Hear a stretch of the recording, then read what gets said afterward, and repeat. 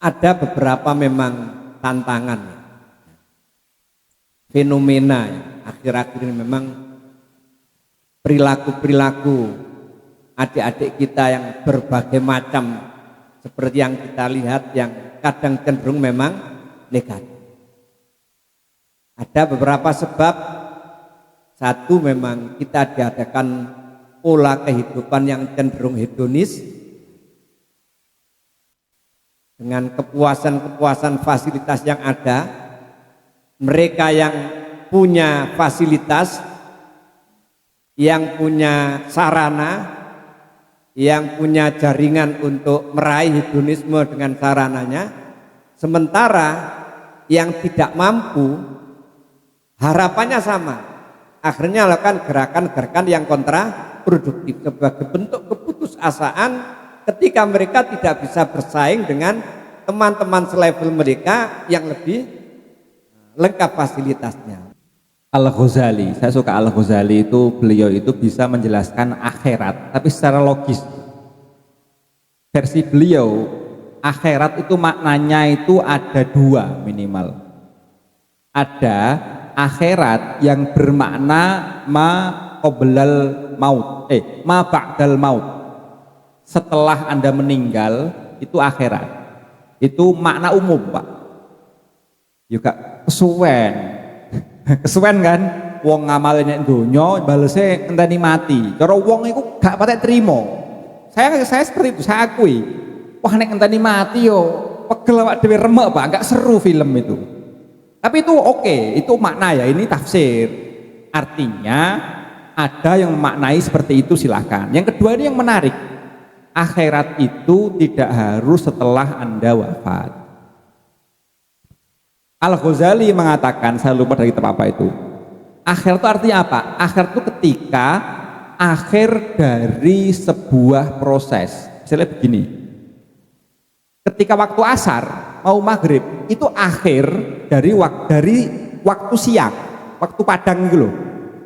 Jadi maghrib adalah akhirat karena dia ada perubahan dari siang ke malam, itu akhirat.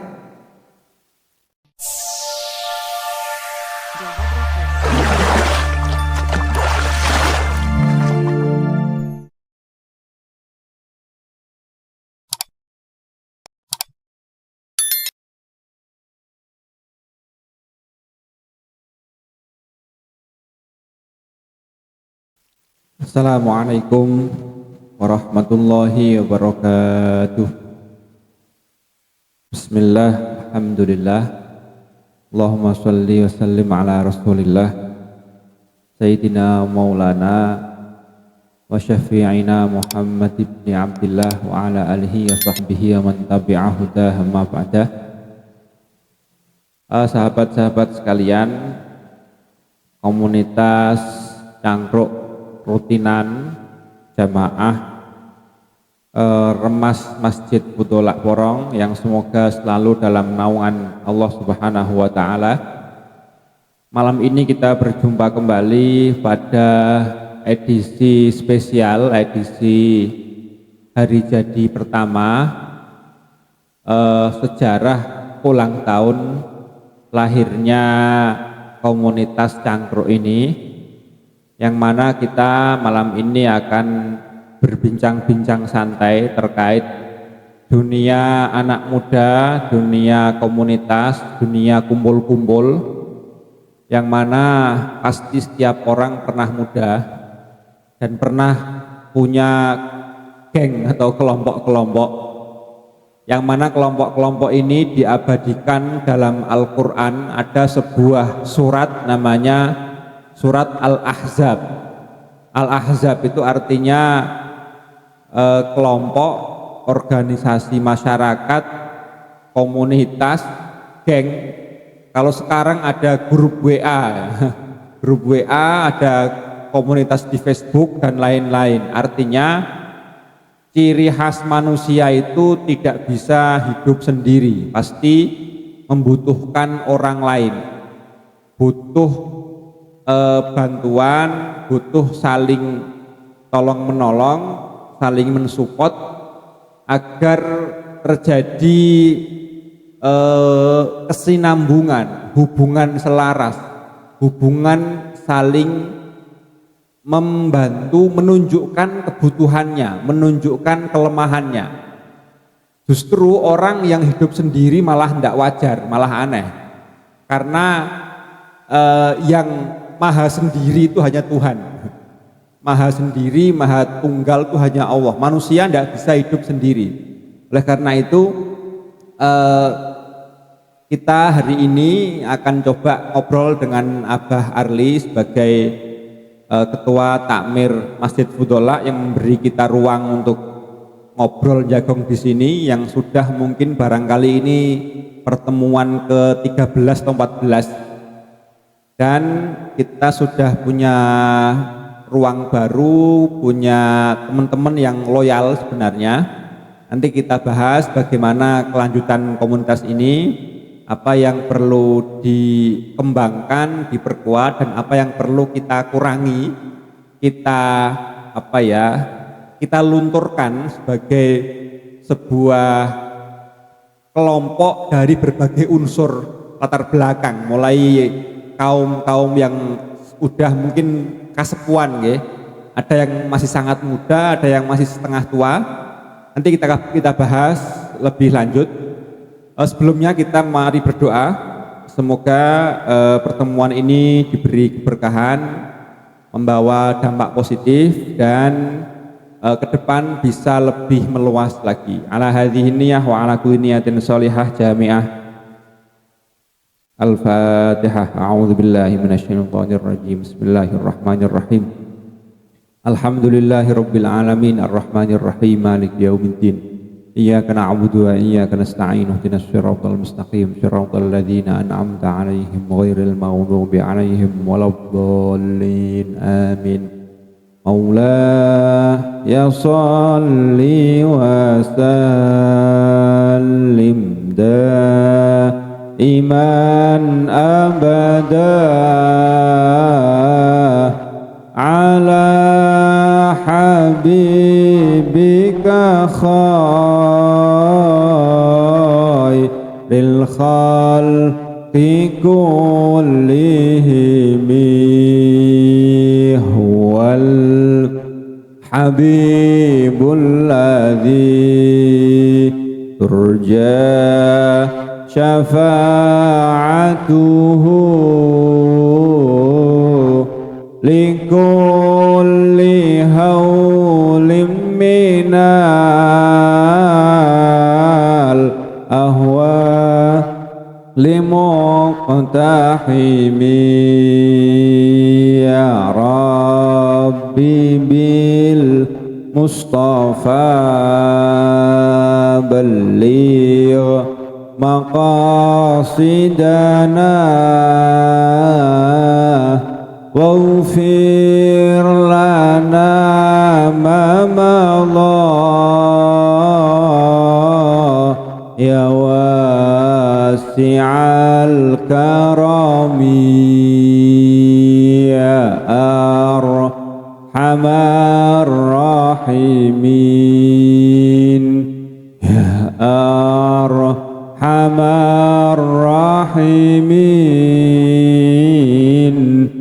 ya arhamar rahimin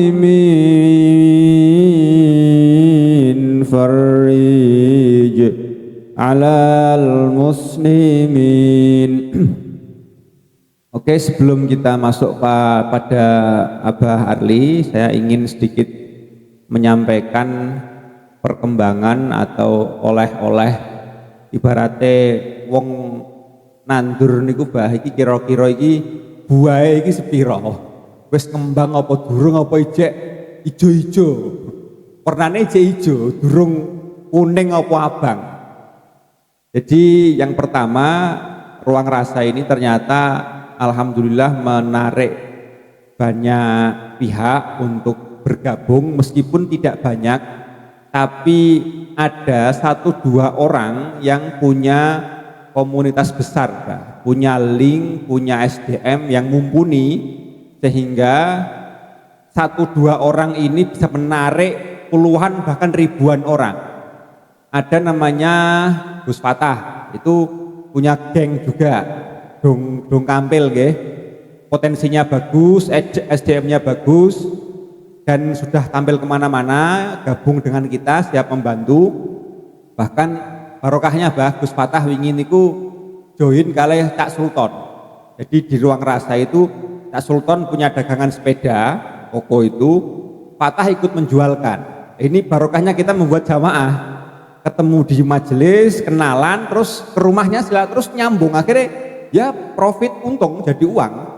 Gak perlu mikir nemen-nemen, gak perlu golek-golek, cukup kita datang di majelis, ketemu teman baru, ngobrol, ketemu jadi ide bisnis. Itu kemarin terjadi gitu Pak. Itu yang pertama, jadi Gus Fatah. Kemudian ada lagi Mas Kresna. Mas Kresna ini ternyata dia punya jaringan komunitas lintas kota antara Sidoarjo dan Surabaya. Dia itu pernah ngurusi bonek. Ketika jual tiket itu dinaikkan uangnya, misalnya 50.000 jadi 70.000 gitu ya, dinaikkan 20.000 ini dibuat panti asuhan di daerah Kahuripan. Ini Mas Kresna, orang tinggal di daerah Pulau di Bendungan situ. Jadi dia ikut gabung kita, ikut ngobrol, ikut ngaji, dan dia punya wawasan sejarah, ahli sejarah Jawa, kemudian banyak pengalaman. Jadi dia itu bisa mengumpulkan teman-teman bonek. Ini kan potensial, Pak. Bisa ratusan mungkin. Ada lagi Mas Afi. Mas Afi ini yang punya Gubuk Kopi di Lajuk. Dia yang ownernya yang punya itu. Dia punya itu komunitas anak Vespa. Kemarin ketemu Gus Bahron di sini, kemudian diajak join RA Sidoarjo, kepengen buat ngaji sama anak-anak Vespa itu, Pak. Ini barokahnya kita kumpul, tapi kemudian menciptakan gerakan baru yang lebih meluas. Oke. Kalau sering niku matur ngeten, nek sampean ngapunten nggih, bukan merendahkan. Nek sampean ngaji nek masjid, iku ancen nggone ngaji. Masjid iku ancen nggone ngaji. Wonge wis apik-apik, tapi wong sing ning embong, sapa sing marai ngaji? Lah niku istimewa ngoten lho. Alhamdulillah niki mulai mekar, Pak. Jadi kita sekarang punya teman-teman yang di ruang rasa punya grup-grup banyak yang siap mensupport kita. Kemarin kalau ulang tahun di Paseban itu di Candi Pari itu ada namanya Mas Didin. Mas Didin itu santri di Minggir, Pak. Santri di Minggir, Yai Romli itu dulu di IAIN, tapi dia jadi ahli mesin. Dia punya itu Barbara Speed. Barbara ini ahli menciptakan mesin anak-anak muda, mesin balap apa-apa ngoten. Dan dia siap untuk membantu apa nggih ngajari arek-arek gawe mesin utawa ndandani mesin. Dia punya mes kayak pondok, di sana dikasih makan, diwarai sampai isok. Artinya itu peluang besar untuk para orang tua nggih, nyuwun sewu, sing anake ruwet. Dia kemarin bilang gini, pokoknya Pak, nek anaknya sampean balap-balapan, ngopi, jarno, pokok gak judi, gak narkoba. Rene tak warai mesin, tak tuturane. Niku Mas Dino bilang gitu, artinya peluang. Jadi sebenarnya ya kita gitu menciptakan ruang-ruang baru dari teman-teman muda agar dia terarahkan. Tidak los, tidak liar, tidak nganggur istilahnya nggih. Jadi dia punya ruang baru. Sehingga secara nggak langsung meringankan beban orang tua. Ini yang manfaat di situ, Mas Didin. Kemudian lagi hasil dari kita cangkruk kemarin, besok kita mau launching program baru, Pak. Program namanya Noise. Noise itu nongkrong inspiratif. Nongkrong di warung kopi, di kafe, di setting sedemikian rupa, ada tema buat talk show. Nggak sambil ngundang anak-anak akustik main gitar, Pak, untuk menarik pengunjung. Insya Allah tanggal 10 Februari di Lajuk itu disiapkan panggung, nanti teman-teman yang ingin gabung silahkan gabung, tapi ini udah tuku kopi bayar dewe, Pak. Bayar dewe itu enak, kita nggak perlu ngetokno konsumsi. Jadi kita buat flyer, buat undangan, hadir di situ, kita ngobrol, sing pengen tuku kopi bayar dewe, enak, nggak perlu. Nah ini insya Allah besok tanggal 10 Februari. Nah target kula Bah niku mangke saged keliling dari warkop ke warkop. Jadi dakwah kita melalui pemilik warkop, warkopmu, kafemu tak ramekno. Tak ramekno, tapi aku kayak inggon untuk tampil. Kita punya tim nanti tim pembicara, siapa moderatornya, tamunya siapa, ini ahli apa, nanti kita tampilkan. Biar Sidoarjo ternyata banyak anak muda yang hebat-hebat. Akhirnya membawa harapan baru, itu harapan seperti itu. Itu info terbaru yang terakhir ini insya Allah tanggal 5 Februari nanti kita akan punya podcast podcast di rumahnya Pak Sunarko namanya, orang Beluru. Beliau ini orang Sidoarjo, dulu pernah pimpinan redaksi Tribun Jatim. Dia pensiun, punya rumah di Sidoarjo, nganggur, lantai 2, masuk ke tim Ruang Rasa, sering ngisi juga akhirnya mau nggak ada nonggon podcast. Akhirnya kita besok podcast dengan tema mokso, ngomong karo poso. Mulai Februari kita akan rekaman nanti teman-teman kita undang bergantian, siapa yang pengen masuk, temanya ngene, isinya ngene, pokoknya ngobrol lah. Jadi alhamdulillah dari masjid ini kita melahirkan ruang-ruang baru, mulai ruang yang sifatnya ekonomi dan sifatnya edukasi. Artinya alhamdulillah setahun berlalu ini kita tidak kosong, kita punya anak-anak baru anak-anak program maksudnya, yang mana ini semakin memperluas jaringan dan kita tidak membatasi 1-2 ormas karena kita ini campur-campur, jadi kita harus belajar lapang dada. Yang penting sifatnya itu saling memberi manfaat, saling memberi ide. Bahkan ada yang mulai ngomong soal banjir ya opo banjiri dikurangi, itu berpikirnya sudah jauh. Itu psikis orang-orang yang berkomunitas. Jadi begini, manusia itu ketika hatinya lapang, merasa tersupport, dia itu idenya tumbuh. Dia mulai berani menerobos ketidakmungkinan karena dia merasa punya tim, punya supporter Tapi nek dhewean yo jomblo yo mikir karo sapa. Lah itu alhamdulillah sudah kesana, mulai membahas bagaimana kita ini gerakan mengelola sampah misalnya, atau menanam pohon, atau mencari titik banjir. Udah ada ngomong gitu Artinya semoga Ruang Rasa ini semakin bisa jadi jembatan antar ormas, antar komunitas, dan antar anak muda. Saya kira itu sebagai pengantar. Pak Arli, monggo kula aturi maju untuk menyampaikan nopo pesan, harapan atau kritik atau nopo, monggo kula aturi. Assalamualaikum warahmatullahi wabarakatuh. Bismillah, alhamdulillah. Alladzi amarona an nusliha ma'isyatana binaili ridha wa sa'ada wa naquma bil wajibati fi ibadatihi wa taqwa wassalat wassalamu ala rasulillah wa ala alihi wa sahbihi wa mawala amma ba'du.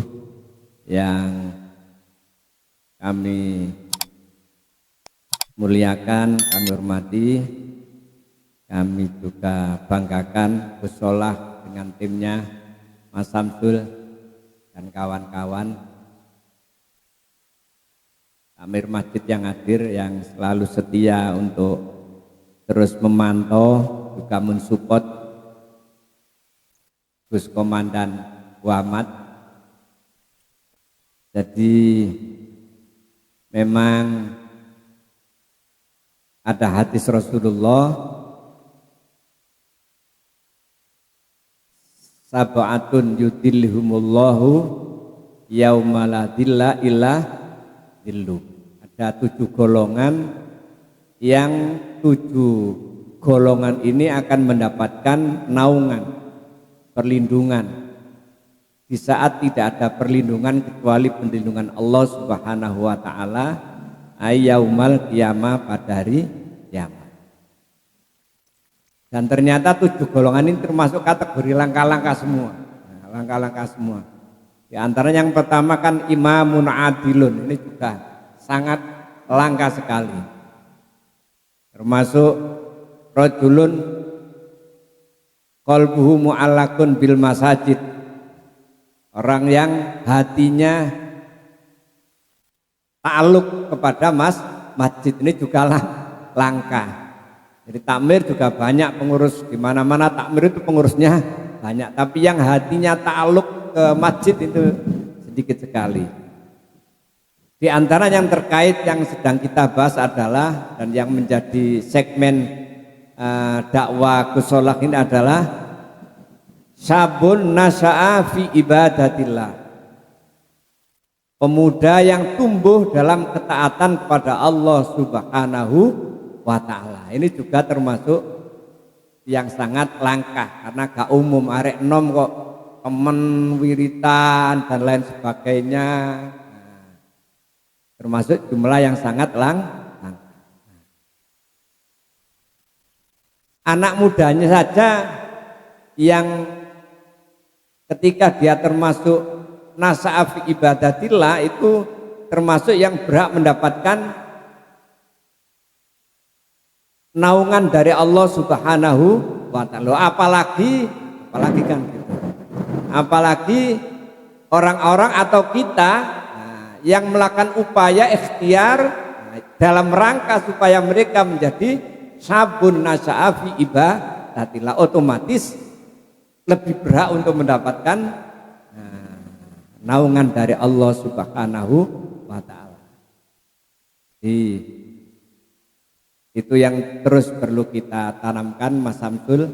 Makanya yang terpenting menurut saya, harapan saya tetap istiqomah dalam terus gerakan. Soal metode dan pengembangan tetap disesuaikan dengan segmen, situasi dan kondisi, karena memang varian komunitas ini memang sangat banyak sekali di kalangan anak muda ini dengan berbagai latar belakang seperti yang dijelaskan oleh Gus Solah. Tapi niat tetap harus istiqomah.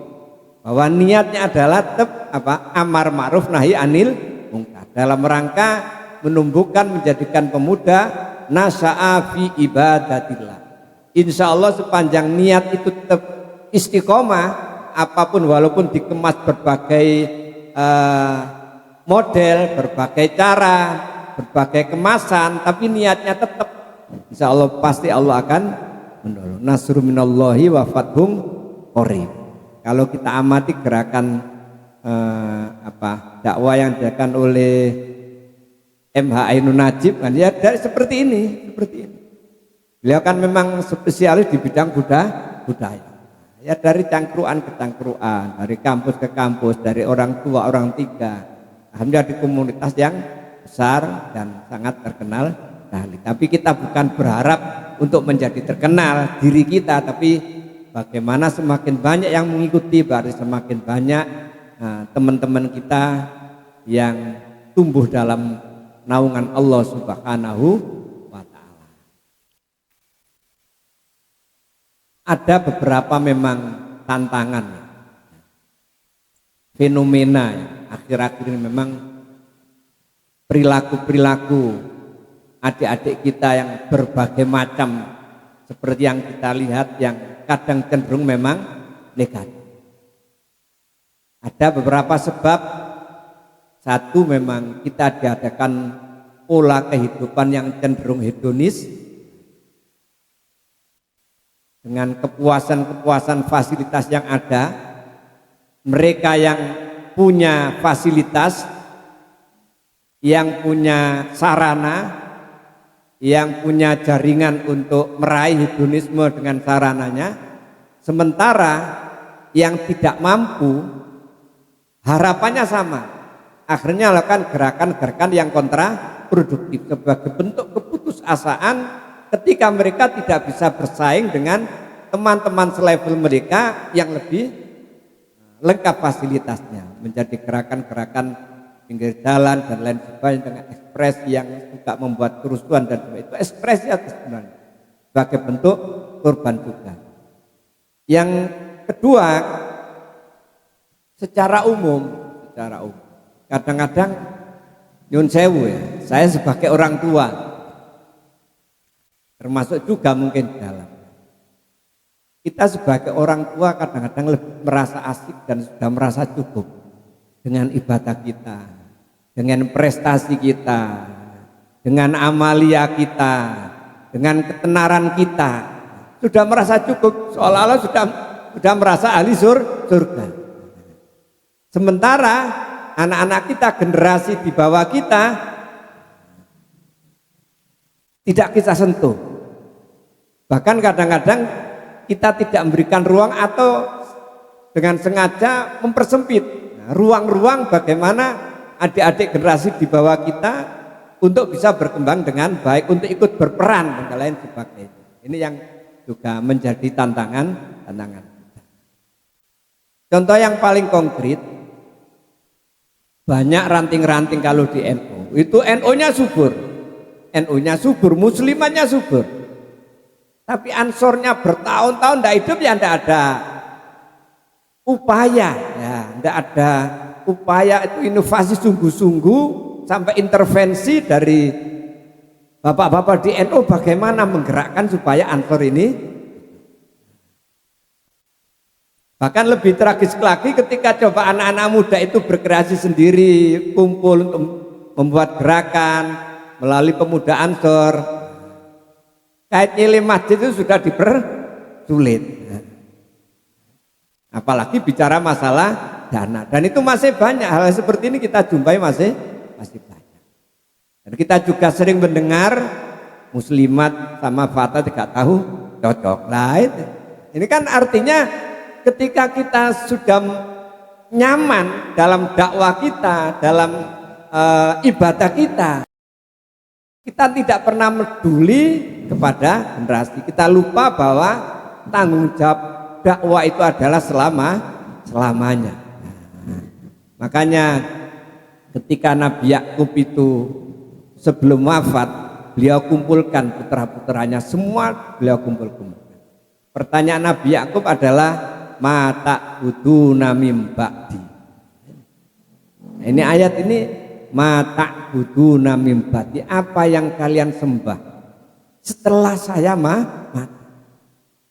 Jadi seolah-olah aku gak sok mati sebelum tahu betul, mendengar langsung bahwa generasi saya, anak-anak saya punya komitmen, punya keimanan, punya tanggung jawab yang sama dengan saya.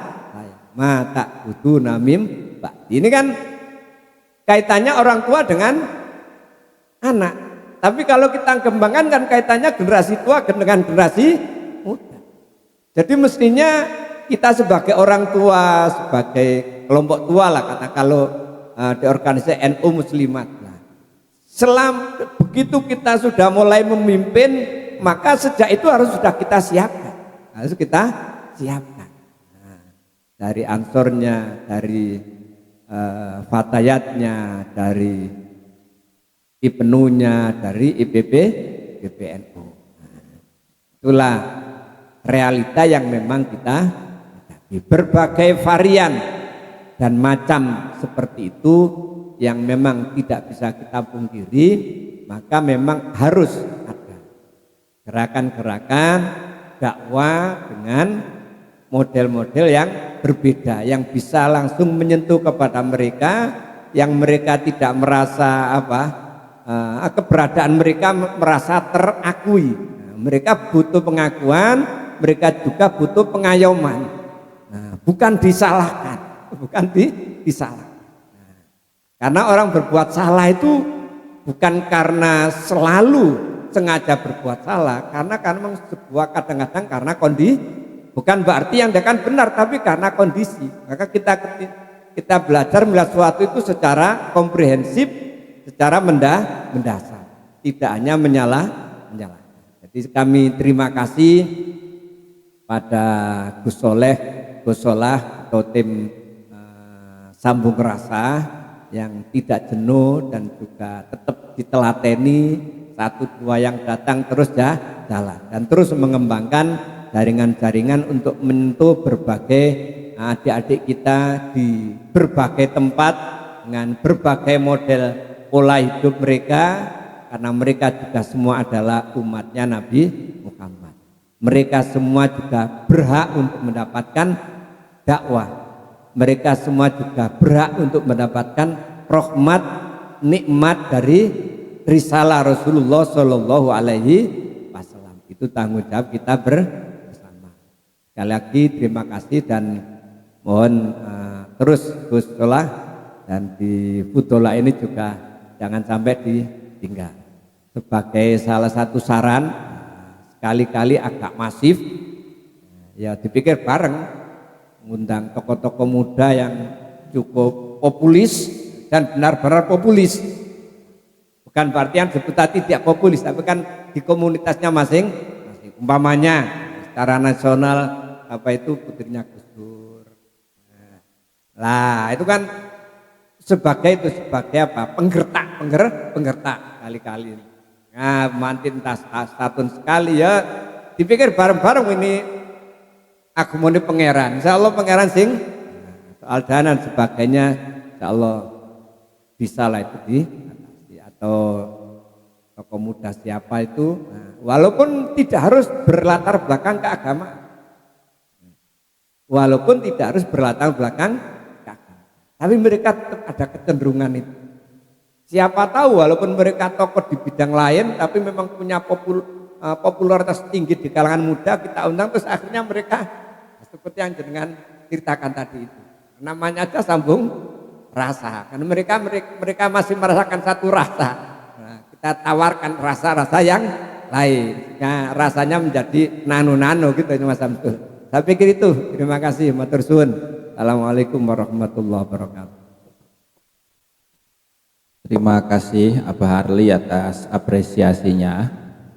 Ini mungkin yang hadir nggak banyak, Bah, tapi insya Allah jadi rekaman sejarah, Bah, di YouTube bahwa Masjid Al-Fudola eranya Abah Arli pernah ada sebuah gerakan yang mungkin akan berdampak panjang ke depan, ada rekamannya. Wah, gitu ya. Jadi ini potensi ditonton jutaan orang nanti, Mbah. Ini mungkin berapa nanti kalau jutaan orang. Menarik sekali Abah Arli dalam merespon komunitas Ruang Rasa ini. Memang sengaja, Bah, kita tidak menggunakan nama sing Arab-Arab, Bah. Kearab-araban majelis kita sedikit hapus agar mengikuti zaman, Bah. Jadi Ruang Rasa itu semua orang itu paham arti ruang rasa itu. Jadi nggak harus orang yang benar-benar kental agamanya. Tapi kalau masuk ke sini nanti akan unik. Semua dibicarakan, mulai budaya Jawa, kearifan lokal, produk lokal, potensi anak muda, bahkan soal banjir dibicarakan, Bah. Artinya agama kita ini tidak hanya berhubungan dengan ritual murni, ibadah mahdhah. Ada ibadah sosial yang tidak hanya berupa zakat, bahkan melebihi zakat. Kita zakatnya zakat alam, Pak. Zakat alam. Di mana alam hari ini sedang demo, unjuk rasa. Di mana-mana ada bencana. Kita membutuhkan para relawan yang berani investasi pikiran dan doa agar Allah ini rahmatnya turun sehingga ngasih ilham, ngasih solusi. Oh, kowe nek kepengen aman alame carane ngene. Saya itu terketuk dengan Mbah. Dawuhipun Mbah Hasyim Asy'ari dalam Qonun Asasi itu. Ada sebuah hadis yang beliau kutip dan saya coba amalkan. Akhirnya lahirlah Ruang Rasa itu. Begini bunyinya itu. Kalau sering ngatur nih kita mriki biar teman-teman hafal. Al jama'atu rahmah. Kebersamaan, kekompakan, saling menerima, berjamaah itu kan. Rahmah, menarik rahmatan, keajaiban, kelapangan. Sebaliknya wal furqatu azab. Dewe-dewe gak ngereken, gak peduli, bahkan konflik itu menarik potensi bencana. Dan terbukti ketika PBNU sedang horeg banyak bencana, Bah. Itu bukan kebetulan loh ya. Mulai isu tambang, isu haji sampai isu dualitas itu saat itu muncul banyak bencana di mana-mana. Ini bukan kebetulan karena berbarengan itu. Nah, ini perlu kita galakkan lagi gitu loh. Kita galak. Artinya perbedaan kita akui tapi jangan menjadi perpecahan. Kata Nabi itu sataftariqu ummati itu. Umatku akan terpecah belah menjadi berapa puluh kelompok itu. Nabi sudah meramalkan itu. Ada namanya itu iftiraq, perpecahan. Ini buruk. Tapi kalau ikhtilaf itu baik. Ada sebuah kalimat tuh ikhtilafu ummati rahmah. Perbedaan umatku itu rahmat. Jadi ikhtilaf, perbedaan itu malah baik. Tapi kalau perpecahan, nah nanti dulu. Suami istri ini beda. Kalau sama nggak bisa meteng, Pak. Mosok lanang kabeh. Perbedaan itu saat dikelola akan jadi rahmat. Tapi kalau jadi perbedaan dibenturkan, jadinya konflik. Jenengan duwe emas, ada emas 1 kilo, 1 kilo. Ini emas ini sama-sama baik. Kalau dibenturkan, pecah. Kan pecah. Mobil Alphard, Fortuner, ini nggak ada yang buruk, baik semua. Tapi kalau dibenturkan, ya bonyok, Pak. Karena berebut jalan, kan macet, Pak. Nah ini efek negatif dari perbedaan yang tidak dikelola. Saya pernah tuh meneliti, Pak. Meneliti itu penelitian singkat, kenapa banyak konflik di era-era medsos. Ketemu, Pak, banyak hasil penelitian yang menunjukkan bahwa ketika orang itu berkomunikasi menggunakan WA via tulisan yang nggak lihat muka, Pak. Ini salah paham, Pak.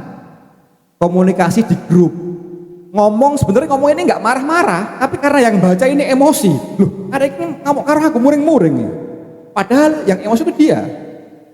Akhirnya grup ini jadi ruang horeg, ruang saling hantam, dan itu pertemuan via WA, via jari, nggak via wajah. Itu yang bikin orang salah paham. Disitulah iblis masuk.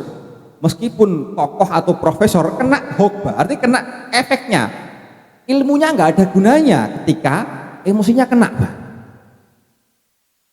Itu mengerikan. Makanya saya sekarang mencoba kampanye, ayo kita ketemuan HP dimatikan, agar face to face, ngerti wajahnya. Kon niki muring-muring tah guyon ngerti, Pak, karena ada mimik muka. Artinya selama ini kita komunikasi belum utuh, Pak, hanya kata-kata. Gak ada wajah, gak ada suasana, gak ada nada bicara, kan? Wong kata-kata kok. Nah itu kenapa banyak konflik salah paham. Bahkan suami istri pun bisa cerai, Pak, gara-gara bojone gak sengaja nyekel HP ini sing lanang, moco, onok nomor gak ono jenenge, mesra, langsung muring-muring. Ini gak jelas, durung takok wis muring-muring. Akhirnya cerai. Gara-gara WA warga hancur. Kan alangkah rendahnya gitu loh SDM kita, mohon maaf ya. Karena itu kita meninggalkan sunnah Nabi, silaturahim itu ketemu face to face, bukan via video call atau via WA gitu loh. Ada koneksi emosi di situ. Itu yang pertama. Yang kedua, menarik Abah Arli bilang bahwa ketika ada demo atau apa istilahnya tawur, itu sebenarnya bukan peristiwa langsung, itu hanya efek, itu ekspresi anak-anak muda kita yang kecewa 1 kali 2 kali dipendem sampai dia punya momen untuk memuntahkan itu. Pak wis Arema karo Persebaya, Arema kalah, Pak. Akhirnya punya ruang untuk muring-muring, Pak. Lah muring-muring gawa watu, gawa anu, karena mereka orang-orang yang kecewa dengan mungkin keluarganya, mungkin apanya. Artinya anak-anak muda ini mungkin korban, mohon maaf korban dari orang-orang tua yang mungkin kurang komunikasi, kurang doa, ya, kurang tirakat, kurang ada perhatian. Wes sholat itu kan sepele tapi itu penting, Mbah. Takok wes sholat apa durung? Ya apa kok mari SMA pengen opo? Itu perlu dikomunikasikan. Terus dipacar apa durung? Lah ini bentuk orang tua agar anak ini nggak sendirian gitu loh, Mbah. Ini penting loh, nanya itu pentingnya. Karena saya juga anak, Mbak. Saya juga punya orang tua gitu kan. Nah itu sebenarnya perlu dibangun lagi. Makanya saya sekarang sedang mengembangkan teori-teori parenting. Bagaimana orang tua itu mengasuh anak-anaknya, bahkan sampai punya menantu itu ada teorinya, Pak, agar wong tua iki gak sampai ngingoni anak sampai jadi mantune. Wis duwe mantu jek njaluk wong tua kan ya gak pas, Pak.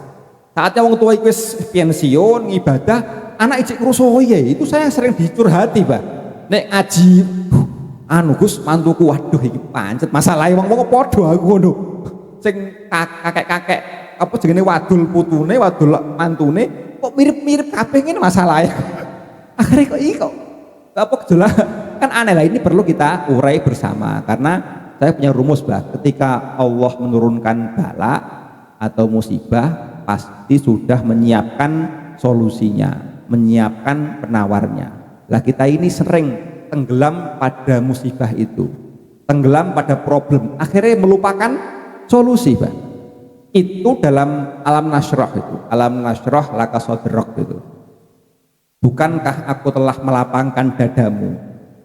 Dada itu lapang ketika apa? Wadokna angka wizrok, ketika bebanmu, pikiranmu mbok turun sik.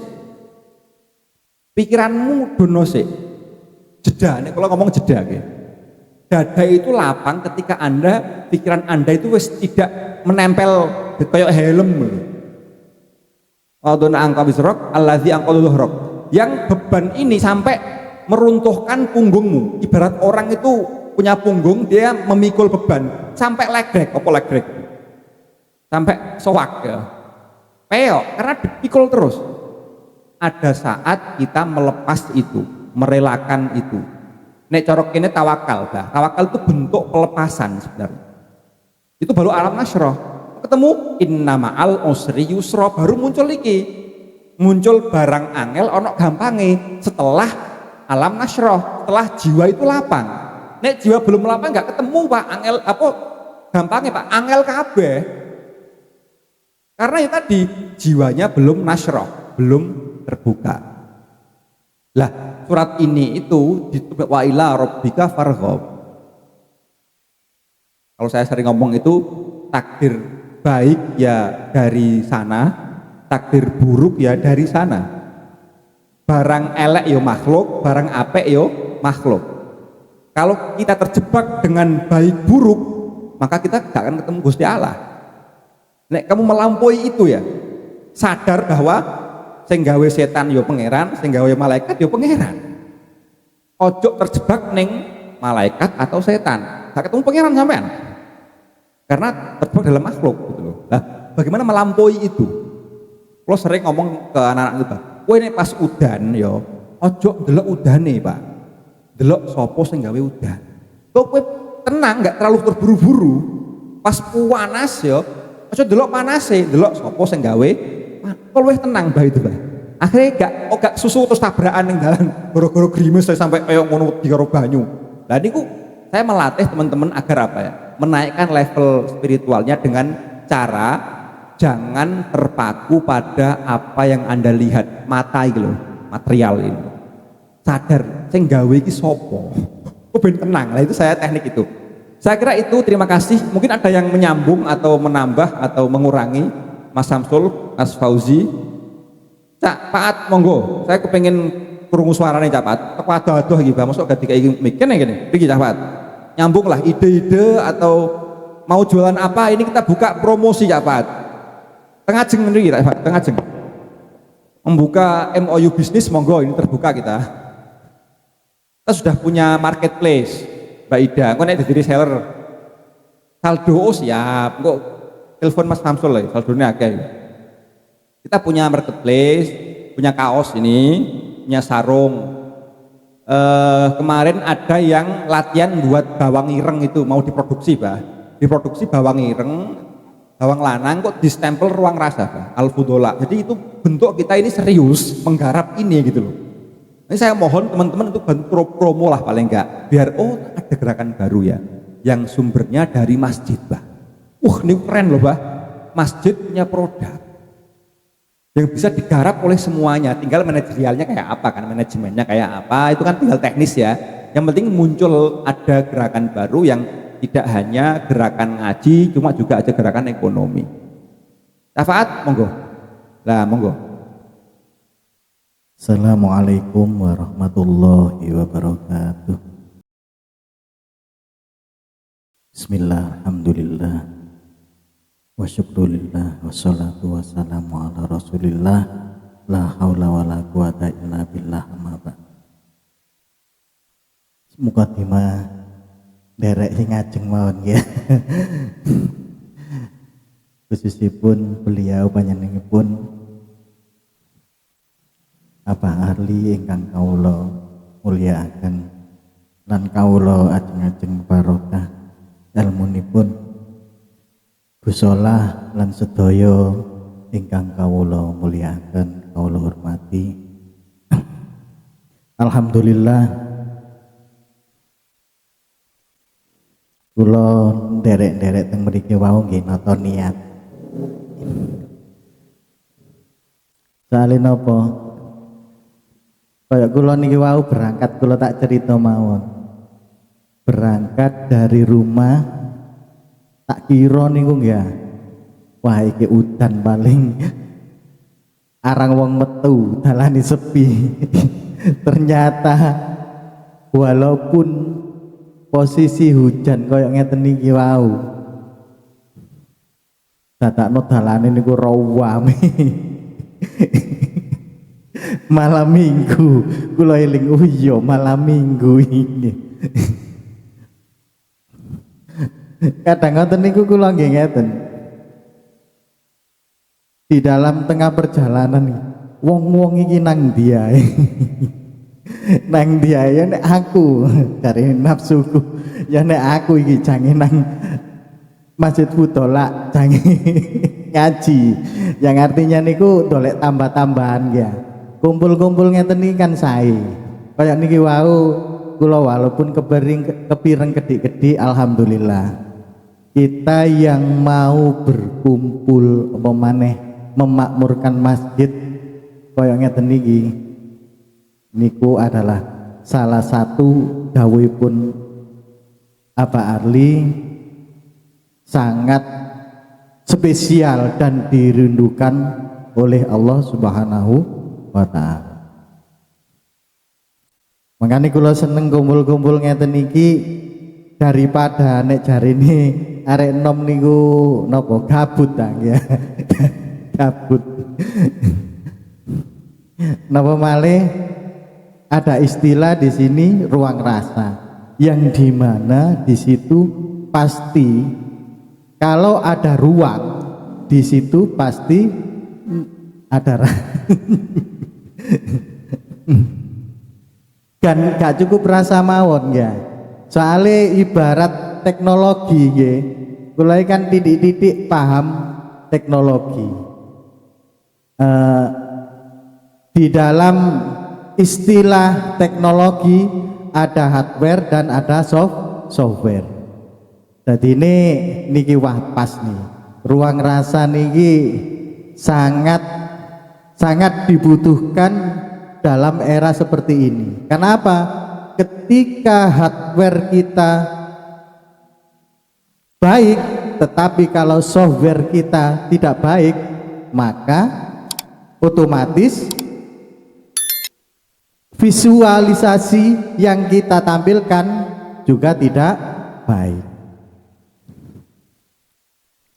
Makanya kula niki wau asline wau niku enten rencang sing badhe nderek mriki berhubung ada kesibukan tertentu akhirnya wis kula kadung budal akhirnya masih hutan kula terabas. Alhamdulillah kepanggih beliau-beliau bisa menambah wawasan ilmu dan keberkahan. Muga-muga kemawon yang hadir di sini senantiasa mendapat keberkahan dari ilmu beliau sehingga kula panjenengan sedaya yang hadir di sini bisa menjadi orang yang bermanfaat untuk dirinya, untuk lingkungan, untuk agama dan untuk bangsa. Amin amin ya rabbal alamin.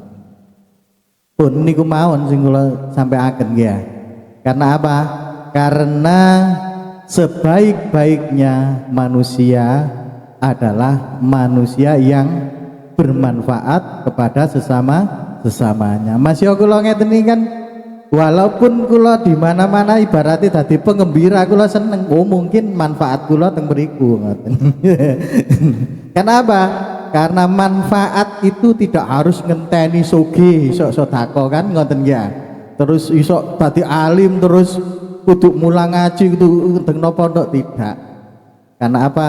Manusia mempunyai level sendiri-sendiri dan itu memang sudah sunatullah. Nah, ini kita yuk nopo carane dadi wong sing iso bermanfaat walaupun dadi penggembira di mana-mana tapi ana manfaate. Pun ngoten mawon sing saged kula aturaken, mugi-mugi manfaat dhateng kula pribadi lan panjenengan sedaya ingkang hadir.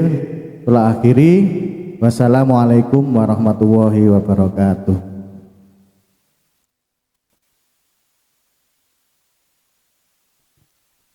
Matur suwun Cak Paat, beliau ini napa nggih anggota Jatman Jamiah Ahli Thoriqah An-Nahdiyah NU nggih.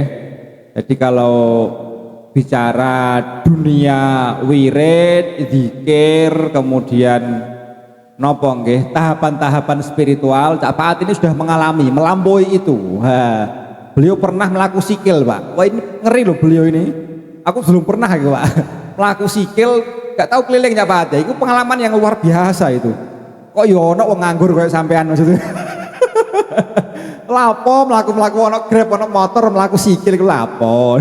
Lah itu tapi menarik ya, menarik memang ada fase-fase orang itu ngeheng atau agak kehilangan kewarasan, tapi itu sebagai bentuk napa nggih? Pengalaman bahwa ternyata setiap orang itu punya masing-masing, punya arah masing-masing, punya pengalaman masing-masing yang itu unik. Setiap orang itu punya keunikan, entah itu keunikan potensi nggih, Bah, potensi seni misalnya ya, ada potensi tangannya pinter, ada potensi itu pinter ngomong, ada potensi pinter bisnis, ada potensi pinter meneng, Bah. Meneng itu butuh keahlian, Pak, meneng itu. Belat meneng apa sekarang nggih. Itu kita sekarang coba itu bagaimana potensi teman-teman ini dinaikkan, dan potensi ini biasanya itu DNA keturunan mbah bae, itu biasanya gitu, Pak. Nek bae biyen ono dadi raja mungkin dia punya darah untuk jadi pejabat, tapi yang bagaimana kan begitu kan, pejabat yang sesuai dengan nilai-nilai keislaman gitu kan. Nah itu tugas kita semua gitu, artinya yang bagaimana kita ini meskipun kecil tapi saya kira sangat positif dan cukup membawa harapan banyak orang, Bah. Oleh karena saya butuh support dari teman-teman. Nanti Cak Paat ini nanti soal ingin komunikasi soal air, dia kepingin membantu meramaikan toko ruang rasa di itu jadi jual air ya, air minum. Nanti kita bahas ketika di Paseban. Ada yang lain mungkin yang mau menambah? Monggo Cak Samsul. Ini terakhir ya, karena saya ada tamu dari Jawa Tengah, ngapunten Kiai kulo rawuh saking Jawa Tengah. Beliau niku dari Baitur Rahmah juga, jadi Baitur Rahmah kalih Yai menangi Gus Hudi mungkin nggih. Gus Hudi terus teng Mbah Jat sampai hatam, terus gadah majelis teng Juwono. Kulo ngaos mriku akhir sampai sekarang terhubung karena beliau seneng ruang rasa berkembang. Beliau hadir teng saniki rawuh teng Paseban nembe kalih arek-arek. Jadi monggo Sul. Assalamualaikum warahmatullahi wabarakatuh. Mungkin niki kula kedik tapi bukan bertanya dan bukan menanggapi, Gus. Kula niki pengen minta motivasi untuk ya Barli. Nggih. Karena ini kan tadi temanya adalah apa yang kita harus kita lepas dan apa yang kita harus kita jaga. Mungkin kan fokus karena 1 tahun ini alhamdulillah sudah berjalan konsisten, tapi terkadang di tengah jalan ini banyak gelombang-gelombang, meskipun terlihatnya itu seakan-akan lancar. Mungkin saya ini secara personal mawon minta motivasi untuk jenengan, karena saya di ruang rasa ini adalah koordinator tim media, dan mungkin karena setiap harinya juga bekerja di media, editing, tapi juga ada pekerjaan yang lain selain membantu untuk berdakwah di ruang rasa tersebut. Banyak kondisi-kondisi di mana itu saya terkadang, aduh, ini kok banyak yo editan gitu.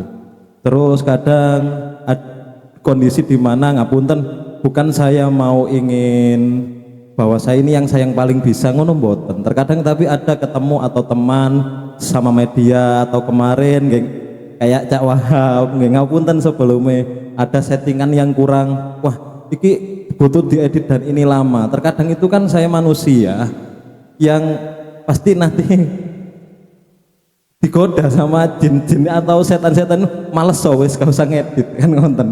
Karena mungkin banyak kondisi-kondisi tertentu mungkin seperti itu. Tapi alhamdulillah sampai sekarang masih saya paksakan itu masih istiqomah.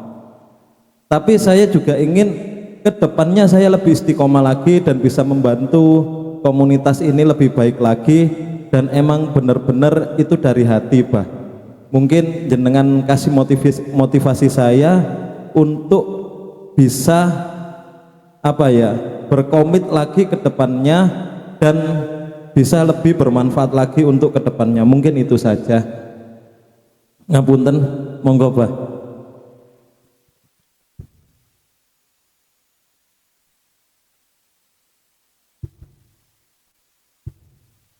Terima kasih Mas Samsul yang luar biasa.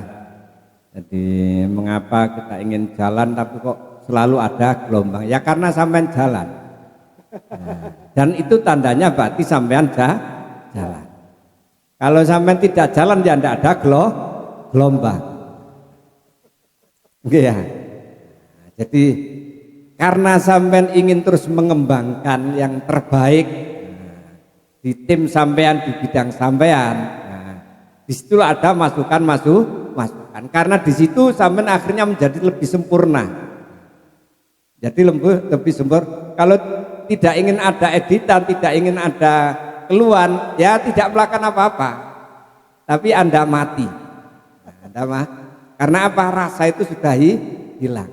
Jadi itu tanda berarti sampean rasa itu sudah hidup, mulai hidup. Karena merasakan getaran-getaran gelombang dari editan, kesel dan lain sebagainya. Disitulah makanya jadi kata Rasulullah, mangkanat himmahu ad-dunya farraqallahu alaihi amrohu wa ja'ala faqrahu baina ainihi walam ya'tihi minad dunya illa kutiba alaihi illa ma kutiba alaihi. Barang siapa yang orientasinya adalah dunia, berarti dunia itu ya ingin diakui, saya ini sudah capek, saya ini sudah maksimal, saya ini manusia. Nah, manusia kan dunia. Nah, jadi sebenarnya kita masuk di ruang rasa ini kita diajak untuk meningkat, tidak bertahan hanya sebagai manusia, supaya kita bisa meningkat. Nah, jadi semuanya yang kita hadapi adalah manusia. Artinya apa? Ketika saya kan manusia, itu berarti kita masih mengedepankan akunya. Nah, mengedepankan aku, ingin diakui, ingin dibenarkan, ingin tidak disalahkan, ingin difahami dan lain sebagainya. Itu sudah mulai harus kita lepas. Mulai harus kita lepas. Saya berkhidmat. Saya berkhidmat. Orientasi saya adalah ibadah. Akhirat. Karena ternyata sudah sekian tahun saya sudah pengalaman menggeluti profesi saya, kuliah saya, ternyata justru menjadikan saya sakit yang tidak berkesembuhan. Berbagai terapi tidak, karena kita terus menyelesaikan dunia dengan cara dunia. Itu harus sudah mulai kita lepas. Saya tidak ingin dianggap baik, saya tidak ingin dianggap pekerjaan saya perfect, terserah. Yang penting saya maksimal. Orientasinya adalah akhirat, ibadah. Semaksimal mungkin apa yang bisa saya lakukan, saya lakukan. Karena saya melakukan ini bukan untuk saya, maka ukurannya adalah bagaimana mereka senang, bukan bagaimana saya senang. Nyun sewu, jenengan nyoteng seperti ini. Ukurannya sing penting tak delok aku seneng apa bagaimana yang lain apa itu mengamati itu senang. Pasti jawabannya sudah tahu. Karena ini kita publish, bagaimana semua yang melihat, yang membuka itu senang. Karena ukuran senangnya adalah bukan saya, tapi mereka, maka apapun yang mereka katakan kita terima dengan baik dan kita lakukan. Kalau memang itu yang membuat kamu senang, saya siap lakukan.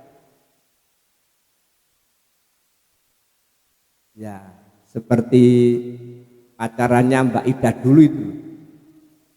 Dulu dengan mantan calon pacar.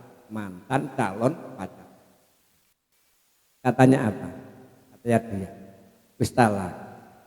Mbak, opo ae sing sampean inginkan dari saya? Asalkan sampean senang, akan saya lakukan. Andai kata Gunung Galunggung itu dijual, akan aku beli. Asalkan membuat sampean. Andai kata Laut Pasifik bisa aku seberangi, akan ku seberangi. Yang penting kau. Nah, jadi ini orientasi kita harus kita kembalikan. Untuk siapa saya melakukan? Nah, karena untuk siapa, maka siapapun yang menginginkan, yang mengatakan, asalkan itu membuat mereka senang, saya juga senang. Saya lakukan dengan senang. Saya pikir itu. Jadi orientasi kata Rasul itu orientasinya adalah akhirat. Kalau orientasinya dunia, maka Allah akan mencerai-beraikan. Barang siapa yang orientasinya, ukurannya, endingnya adalah dunia, dunia itu termasuk aku, itu maka Allah akan mencerai-beraikan. Gak selesai-selesai. Iku wis tak turuti kok si ono ae maneh. Aku wis ngrubah iku supenoto iki. Nah, seono ae sing disalahno maneh. Ono terus. Wa ja'ala faqrahu baina ainihi. Dan Allah akan menjadikan kefikiran pada hatinya selalu tidak puas. Nah, tidak puas. Karena tidak puas ini akhirnya membuat rasa benci, rasa kasut, penyakit banyak dari kata tidak. Walam yati minad dunya illa ma kutibalahu, dan Allah tidak akan mendatangkan sebuah prestasi kecuali yang sudah ditetapkan. Sebaliknya, mangkanat niyatuhu al akhiratu mangkanat niyatuhul akhirata khobar. Jama Allahu lahu amrohu, maka Allah akan mengurai, bukan mencerai-berai, tapi mengurai segala urusannya, diurai. Karena selalu jalan keluar. Wa ja'ala ghinahu fi qalbihi, dan Allah akan mendatangkan, menjadikan rasa cukup, rasa tenang dalam hatinya. Wa atathu minad dunya wa hiya rahimatun, dan dunia akan tunduk pada dirinya. Jadi saya hanya mengajak kita kembalikan orientasi kita dari semua yang kita lakukan tadi. Terima kasih. Oke, saya sedikit komen sebelum saya tutup, Pak. Al-Ghazali, saya suka Al-Ghazali itu, beliau itu bisa menjelaskan akhirat tapi secara logis. Versi beliau, akhirat itu maknanya itu ada dua minimal. Ada akhirat yang bermakna ma qoblal maut, ma ba'dal maut. Setelah Anda meninggal itu akhirat. Itu makna umum, Pak. Juga kesuwen kan, wong ngamalnya donya balese ngenteni mati. Cara wong iku gak patek trimo. Saya seperti itu, saya akui. Wah, nek ngenteni mati yo pegel awak dhewe remek, Pak, gak seru film itu. Tapi itu oke, itu makna ya, ini tafsir. Artinya ada yang memaknai seperti itu, silahkan. Yang kedua ini yang menarik, akhirat itu tidak harus setelah Anda wafat. Al-Ghazali mengatakan, saya lupa dari kitab apa itu, akhirat itu artinya apa? Akhirat itu ketika akhir dari sebuah proses. Misalnya begini, ketika waktu asar mau maghrib itu akhir dari waktu siang, waktu padang gitu loh. Jadi maghrib adalah akhirat karena dia ada perubahan dari siang ke malam, itu akhirat. Anda bayi, oke, dari perut ibu 9 bulan, itu waktu dunia. Dunia itu secara bahasa artinya apa? Sesuatu yang pendek, terukur, itu dunia. Dan dia itu berputar loh, siklus. Jadi ada waktu di mana Anda sebagai bayi di perut, ketika lahir itu akhirat, dunia baru. Paham nggih? Fase-fase itu ada akhir, ada awal. Bayi lahir, kemudian dari dia mulai nangis, nyusu, itu akhirat plus dunia baru kan. Kok naik dia mulai bisa makan, mulai bisa berjalan. Ini ada akhirat, akhir fase jadi bayi, jadi kanak-kanak. Paham ya? Itu versi Al-Ghazali, artinya akhirat itu bisa dimaknai setelah tua kemudian wafat, bisa dimaknai di saat kuota amal Anda penuh, itu cair, profit, berbuah. Jadi versi Al-Ghazali, ketika ada pohon berbuah itu akhirat, karena dia masih di dunia loh itu. Tapi setelah itu ada PR baru, jomblo, ya, pengangguran, kemudian dia bekerja, menikah. Ini dia di dunia jomblo berakhir, ini akhirat. Nikah ini dunia baru. Wah, lego kan, bertahun-tahun ngempet lihat perempuan berdiri kan, waduh, mau megang haram, nggak dipegang eman-eman ya kan, itu kan bergejolak tak. Setelah menikah kan kita kan melepas. Oh, perjuanganmu ngempet iku Gusti Allah maringi bojo sing halal, iki akhirat Pak, dibales sampean berupa apa? Perempuan sing halal. Tapi setelah itu nggak selesai loh, nikah kok setahun, 2 tahun durung duwe anak, masalah Pak. Ketika dekne berjuang lagi tirakat, duwe anak, iki akhirat baru dibales sampean tirakatmu iki lho anak. Ini yang saya pahami lebih yang kedua ini. Ternyata akhirat itu bisa berbuah saat kita masih hidup. Kenapa? Kalau sendiri ngalami Pak, kalau ngalami fase-fase itu. Jadi tinggal apa? Bagaimana Anda fokus kuota ikhtiar Anda fullkan agar apa? Akhirat langsung cair. Lah, kenapa kok orang itu beramal kok gak berbuah? Karena dia belum maksimal, belum full, setengah-setengah Pak. Makanya gak mari-mari, gak jelas, gak fokus dia. Kon sabar, saya sabar oh frustasi. Kan mirip-mirip ya, antara orang capek, males, karo sabar kan mirip-mirip, model mese kan, model pegelir, mirip-mirip. Artinya apa? Allah itu punya takaran Pak, punya hitung-hitungan. Nek sampean ikhtiar ijek sampai angka 5 itu belum, sampai angka 9 Pak, itu angka puncak. Nek sampean songo, itu wis 0, itu wis akhirat. Ini versiku loh ya. Itu kenapa Allah itu Nabi mengatakan bahwa apa? Ketika sepertiga malam Allah itu turun, rahmatnya turun. Itu akselerasi akhirat. Nek kepengen duwe opo, tanginyo jaluo. Itu ikhtiar sing percepatan. Karena Anda menggunakan daya ketuhanan itu. Tahajud bengi, esok gerak. Itu cepet. Dan saya penelitian orang-orang sugih sing loman itu pasti melek bengi. Melek bengi nirakati usahane. Itu percepatan, Pak. Lah ini info ya, info. Artinya makna akhirat ini banyak gitu ya, banyak. Enggak harus kok mati sih, enggak.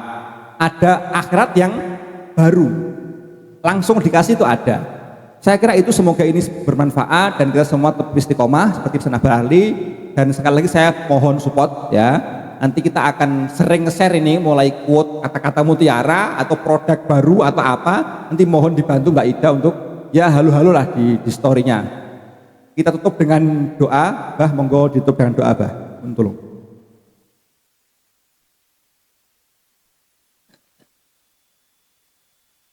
Bismillahirrahmanirrahim. Allahumma shalli wa sallim wa barik ala sayyidina Muhammad walhamdulillahi rabbil alamin. Allahumma inna nas'aluka al-huda wa tuqa wal afafa wal ghina wal amala bima tuhibbu wa tarda wa nas'aluka min quwwatika lidhina wa nas'aluka min ghinaka li faqdina wa nas'aluka min hilmika wa ilmika li jahlina. Allahumma a'inna ala dzikrika wa syukrika wa husni ibadatika wa ta'atika bi rahmatika arhamar rahimin. Rabbana dzalamna anfusana wa illam taghfir lana wa tarhamna lanakunanna minal khasirin.